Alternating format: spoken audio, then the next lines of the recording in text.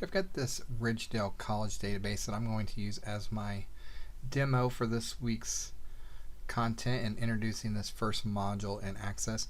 Now, one noticeable difference here that I did not mention in my overview is unfortunately with Access I don't have the ability to increase my view for these videos because we don't have that zoom function here.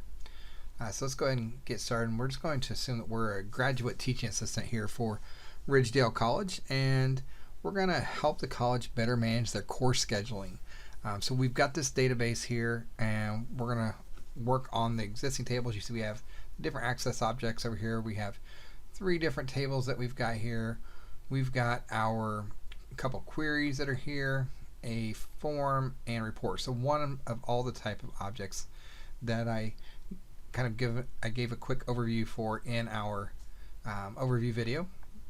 Now we're going to create a new table. We're going to do this in datasheet view. We have 2 views here that we can work with. We've got our datasheet view where we can see our data, where we see all the different cells, the intersections of our records and our fields, even though we don't really look at it that way here in the database world. We're going to go ahead and use our datasheet view for that instead of our design view. I prefer, whenever I'm working with tables, to work with the design view when it comes to setting them up, but I'm just going to go ahead and show you this. And to create a table, we're going to use the Create tab on our ribbon, because you can see, just like other applications in the Microsoft Office suite, we have the ribbon. Everything looks very similar to how it does when we're hopping from one application to the other. So we're going to click on the Create tab here. And here on the Create tab in our ribbon, we're going to create a table. So we go to the table group, and you see we have table design, and here we have our table where you can create a blank new table, and this is the datasheet view that we're going to do this in. So I'll click that, and you can see we already, it's hard to see probably on my screen, but we do have records and rows, or records and fields that are just kind of very lightly, you can see those cells. Now we're going to rename this ID field. We're going to change that, and we have this drop down options for different things here where we can do sorting, and when we're creating a new one we can tell it what type of data type, but we can come up here to our formatting and do that as well. So we're just going to work with this one here, and there's different ways that we can rename this. By now you know I'm a right click freak, so I like to right click and just select rename.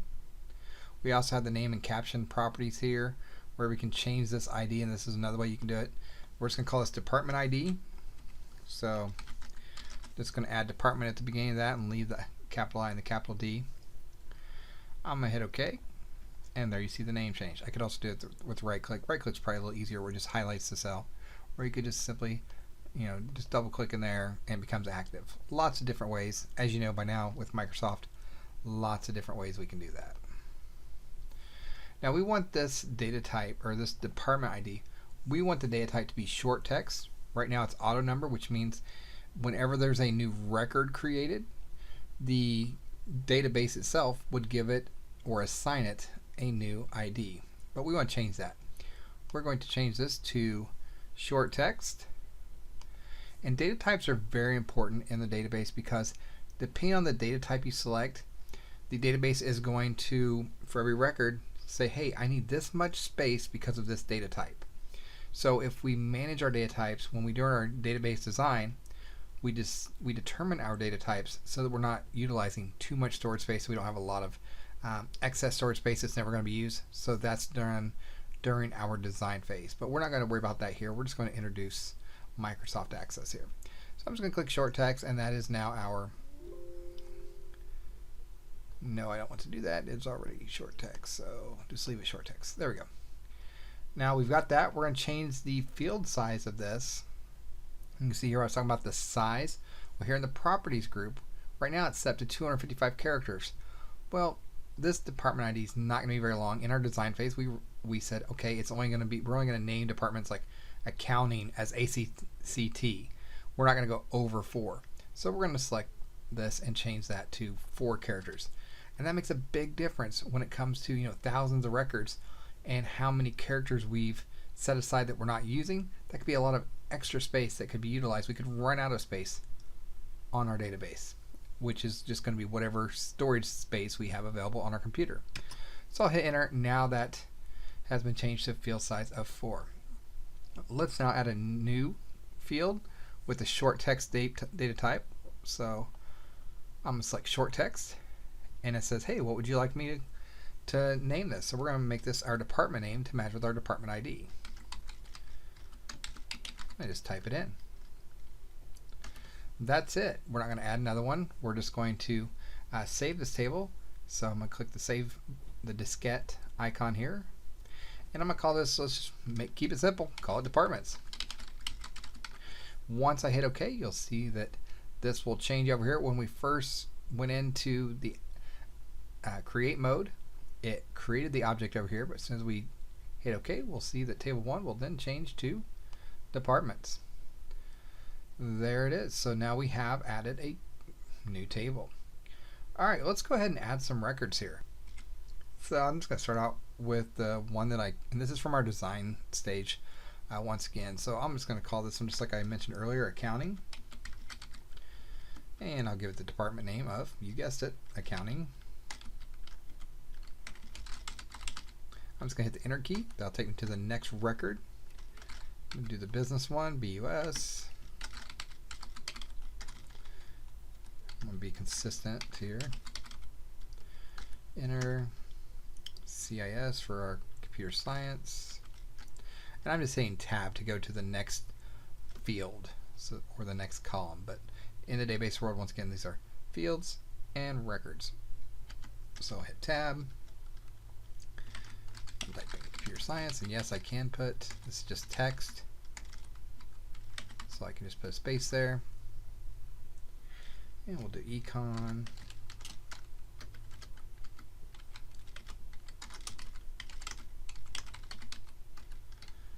And might as well have an engineering department.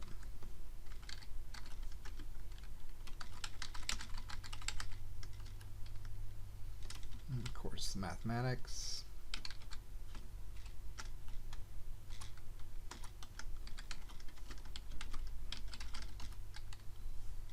And why not marketing?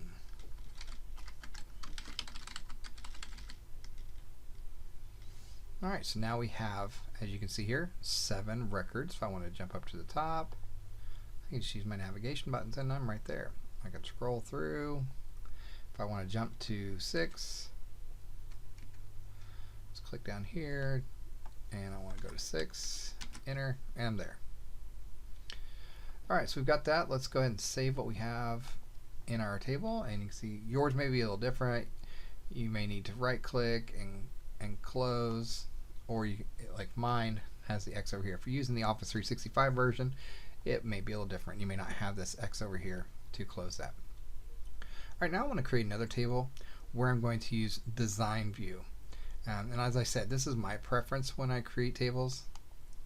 Pretty much my preference on everything.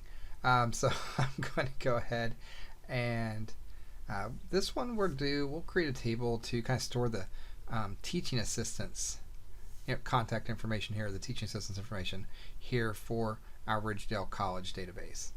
So I'm going to go into table design, and you can see this looks totally different. It does kind of like another view where we would say, oh, what fields do you want here? What are the names of them? What type of data types? It's a different way of doing it. But we can't put any actual data that we want to store here, only our structural information for our table. So like most tables you'll see, they always have an ID, and we usually do this too because we're going to have unique IDs, and we can use these for our as the example I showed you in my overview of how to relate tables. So I'm just going to call this one TAID. And this, I want to auto number. I want the database to handle the creation of the ID numbers. So I'm going to make this an auto number. And you can see I just typed in an A. It pops up right away. I'm going to hit enter. That'll take me to the description. Typically, whenever I create databases, I put information in the description so that people that follow me or work for me get in here and then they understand why that field exists in the table, and any other information that might be helpful. Alright, so we've got that. I want to make this my primary key too, because it's going to be unique, because the system is going to put the number in for me. So different ways we can do this. I'm just going to highlight this here, and you can see up on my Table Tools Design tab here on the ribbon, in the second group, Tools, the primary key is there, and I have the ability to select it. So I'm going to select that, and you'll see a key gets created right there. Alright, so we've got that one. Let's go ahead and we've done some work here. We might as well save it. So I'm just going to hit the Save button, and we'll just call this table Teaching Assistants. That's a very logical name. So when someone looks at our database, they know exactly what information this table is about. And that's what's important too, is that we use logic in our databases. If we are creating a table, we want that information to be very specific that's in that table, and not I'm not going to go into different normalizations. That's a different, I mean, if we were going more into databases, I would talk more about normalization. But essentially we want only the information in our table to be very specific, very defined. We don't want to have a lot of information that we could look at and say, oh, well, that could be a whole nother table itself. So, you know, as an example, we might have, you know, a classes table as we have over here, and our teaching assistants could be tied to certain subjects for those classes. Obviously they're going to be tied to different departments that they can work for. So they're just examples of why we separate the data and not just put everything to a big spreadsheet like we do in Excel, because it's so much data that can be there. We separate out the data, and then we find ways to relate that data. Alright, let's add, well, we want to know who the teaching assistant is, so let's have I'm using logical first name. Let's call this the TA first name. And then we'll have another one for TA last name. Let's have them both. I'm going to hit tab. We're going to have them both short text. Not going to put any documentation in this description field for this demo. Well, so we need first name. We need a TA last name. Once again, short text. Yep. Alright, so let's save this. So now the only information here is related to teaching assistants. We know the first name, their last name, and their ID. Alright, I'm going to go ahead and close this. Like I said, different ways to close it. I'm just going to close the table. Let's take a look at our professors table here. And you see we've got prof ID, first name, last name, the prof title, what department they're in, and what their salary is. Well, I don't like this here. Because we could have first name in other tables. So let's go ahead and change this to prof first name and prof last name. We're going to do this in Design View. With this open, we could switch to Design View, but I want to close it because I'm going to show you that you can open up in Design View. So I've got professors here. I right click on it. I can choose to open it, which would be the data view, or I can go into the Design View. I'm going to go to Design View, and here I can just go to my field there and change it and just add prof to the first name.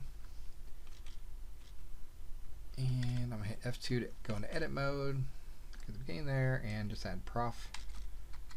So I can edit it just like other cells when we were using Microsoft Excel. That looks good. Let's change the data type of our email here. Instead of short text, that just doesn't make sense. A lot of times we like to hyperlink so that our software, whatever our default mail software is, if we see a link, we can click on it and it'll open up that default application. Let's say Outlook, since we're talking about the Microsoft world. It'll open up, it'll put the professor's email in the to category, so we'll know who it's going to be mailed to, and our email's ready to go and we can start typing. So let's change this to a hyperlink, because that just makes a lot more sense. You can see the different data types we have here. So I'm going to select hyperlink. That change looks good. And let's go ahead and add another field. We're going to just enter it right here after our professor email. Let's go ahead and when they were hired. That sounds like a good one. So we'll just say hire date. And from hire date, I want that to be a different type of date type we haven't looked at. This is the date time. And you can see that, I didn't mention this earlier, but for every field we have, we have different field properties that are available to them. We have default values we can put in there so that every time a new record started, that's what's going to be in there. We can change the caption, like here we have prof first name. We could put a caption there that when it shows in design or datasheet view, it may just say last name.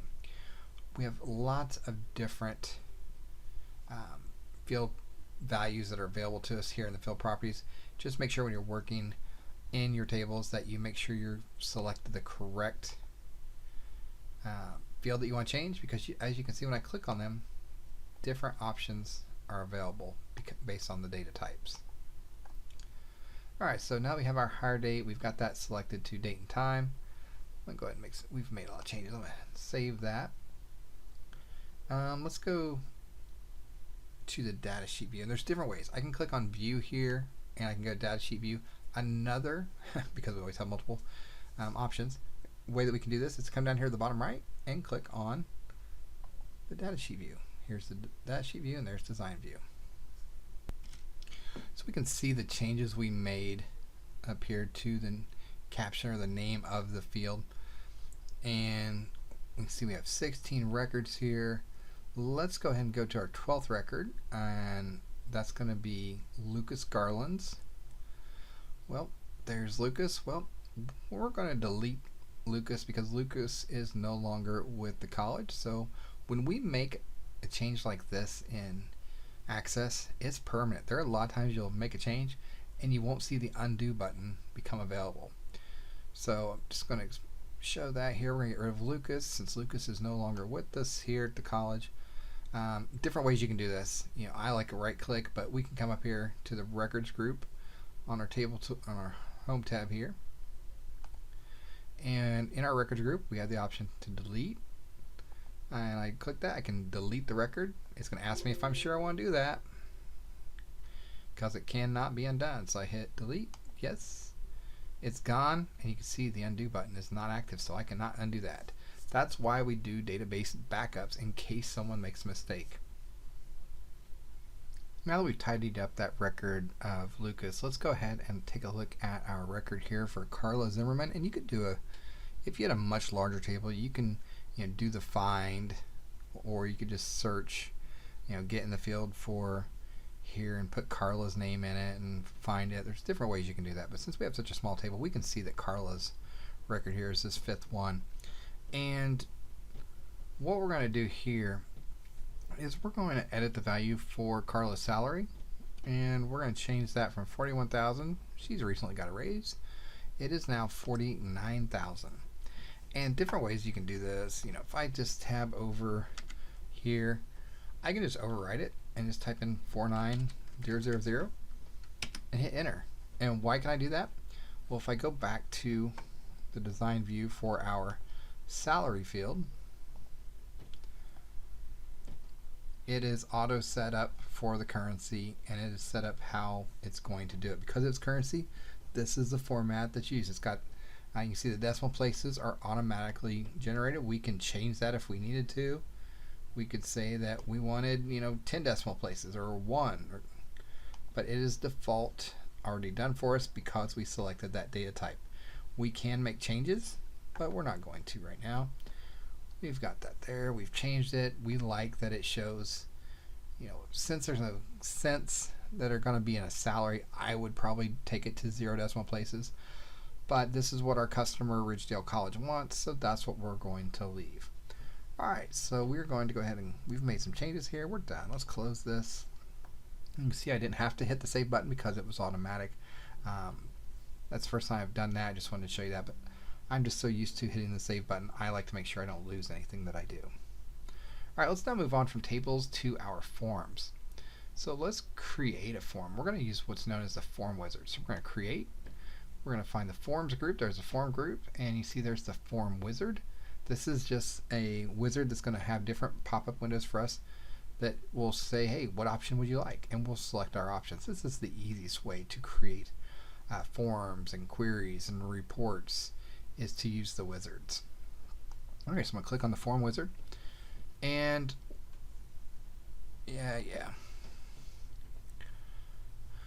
we can select what table we want. Because professors was already selected, when it pops up, it says, hey, is this the table you want?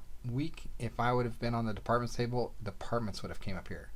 If you don't select the table beforehand, you can always just drop this down and select which object you would like to base your form on.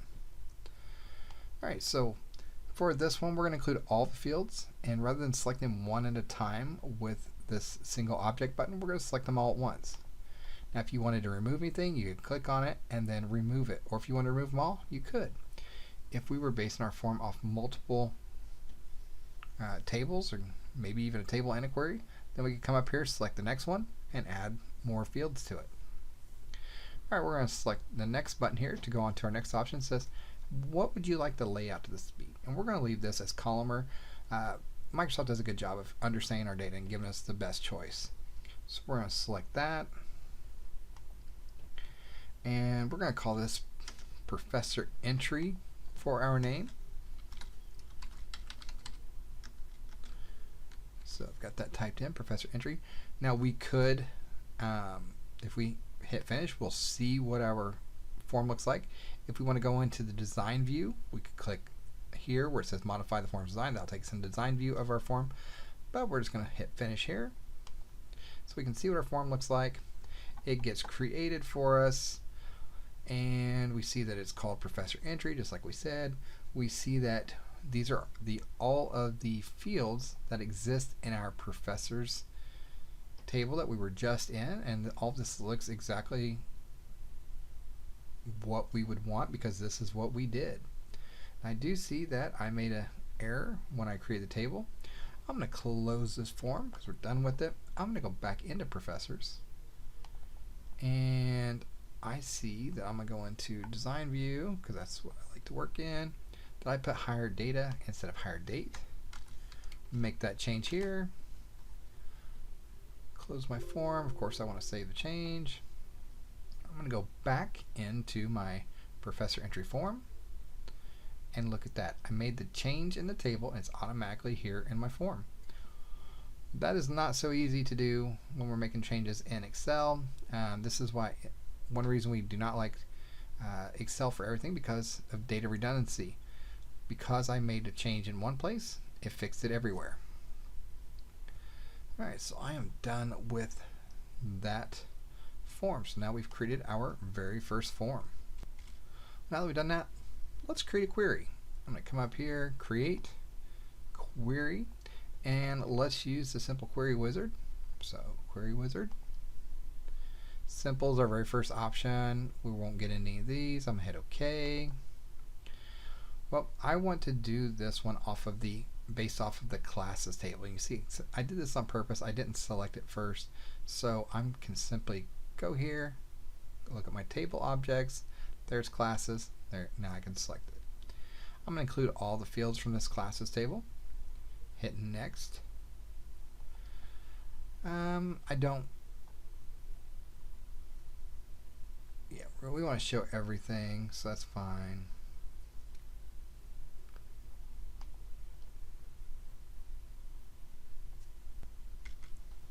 Alright, so I'm going to change the name of my classes query. Let's call this classes listing.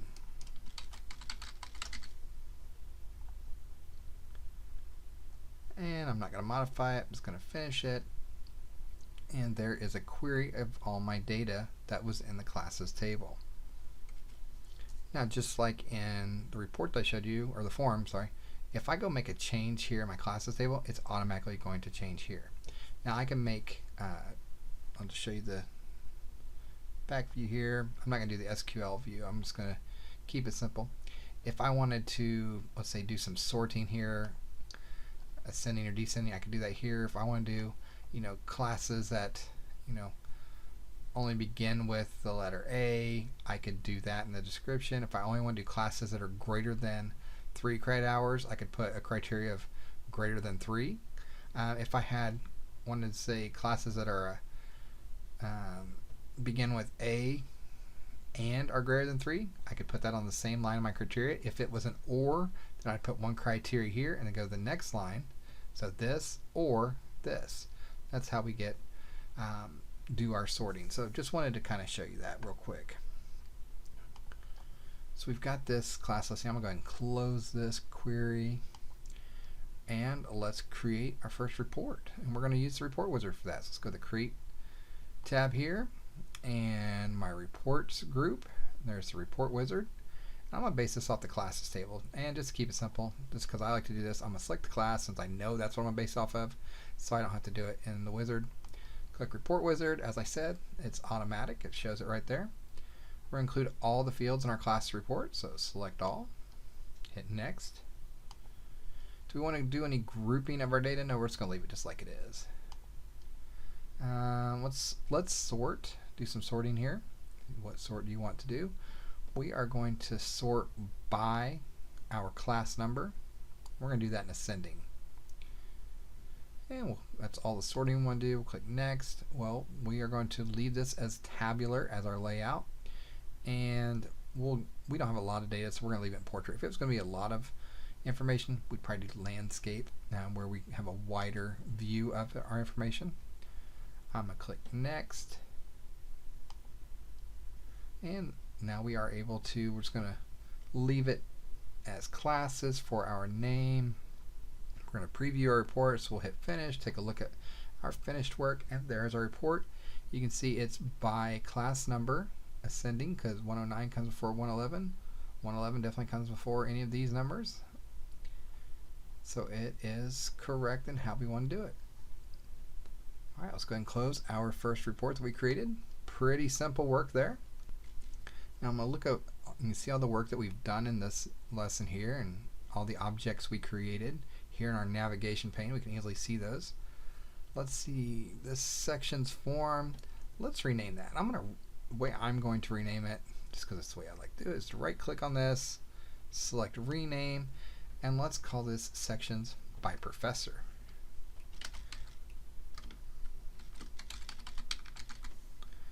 Hit enter, and that has been done. Very simple task there. I just want to add, because in the IT world we have a couple different naming conventions that we use. And the one that I'm using here, in case you were wondering why I capitalize the first letter in each word, well, that is called the Pascal case naming convention. This is where the first letter of each word in a compound word is going to be capitalized. Software developers have used this Pascal case when writing source code for many, many years, and that's why a lot of us in the IT function use this one instead of the camel case. You will definitely see the Pascal case naming convention used more in things than you will anything else. Alright, so I've done all the work I want to do in this Ridgedale College database. Now, when I'm going to finish up a database, one thing we do is we're usually going to compact and repair our database. So I'm going to come back here to the Backstage view by clicking on the File button, which you're very used to. You can see here, compact and repair. If you don't see it, if you're using a different version, it may be in the options. You just may have to search for it. But compact and repair, I'm going to click on this. You can see it says help prevent and correct database file problems by using compact and repair. So I just click this once. It does the work. It's made sure there are no errors, and it's compacted the size of it so it's not too large. So if I need to mail it to someone, I can, or put it up in my Google Drive for someone to have access to, whatever the case may be. That is it for this database. Now that I've compacted and compared it, I can close it, and that concludes this first lesson in Access 1. You can see it's nothing to be scared of. Access is very powerful. A lot of people have not used the database, and they're a little timid on their first time. But you can see we got through that no problem. We looked at how to create all the different objects, and we're only going to add to our skill base in the next lesson.